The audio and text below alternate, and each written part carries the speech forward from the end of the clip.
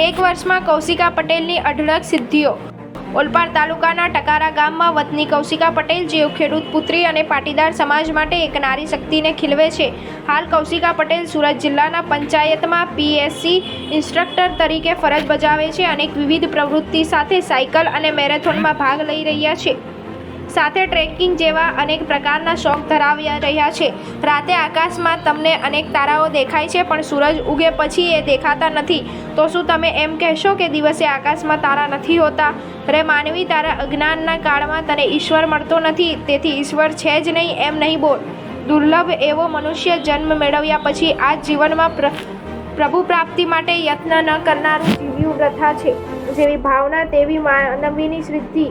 ભગવાન તો કલ્પવૃક્ષ છે, એની આસપાસ માનવી જે માંગે તે મેળવે। કોઈ ગરીબ માણસનો દીકરો ઉચ્ચ શિક્ષણ મેળવી હાઈકોર્ટનો ન્યાયાધીશ બને અને મનમાં માને કે સૌથી ઊંચી પાયરીએ પહોંચી હું કેવો સુખી થઈ ગયો છું, હવે મારે બીજું શું જોઈએ?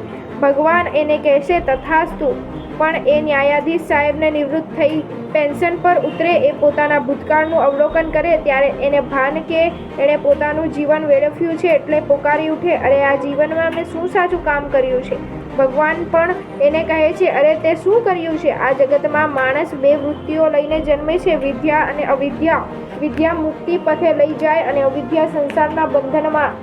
જન્મ સમયે બે વૃત્તિઓ સમતોલ હોય છે, જાણે ત્રાજવાના બે પલ્લા। એક પલ્લામાં જગત પોતાનો સુખભોગ મૂકે છે અને બીજામાં આત્મા પોતાનું આકર્ષણો મૂકે છે। મન સંસાર પસંદ કરે છે તો અવિદ્યાનું પલ્લું ભરાય છે અને માણસ સંસાર તરફ ઢળે છે, પરંતુ એ આત્મા પસંદ કરે છે તો વિદ્યાનું પલ્લું નમે છે અને એને ઈશ્વર તરફ ખેંચે છે। ઉપરોક્ત બાબતોમાં ઊંડાણમાંથી એક વિચાર રજૂ કર્યા છે। અંતે કૌશિકા પટેલે જણાવ્યું કે શરીર માટે અને પોતાના જીવનમાં આગળ વધવા માટે કોઈ પ્રવૃત્તિ કરાતા રહેવું જોઈએ, એવા સંદેશ પાઠવી જીવનશૈલી ખીલવવું જોઈએ, એવો ધ્યેય સાથે આનંદ રહે તેવા પ્રયત્નો કરતા રહીશું।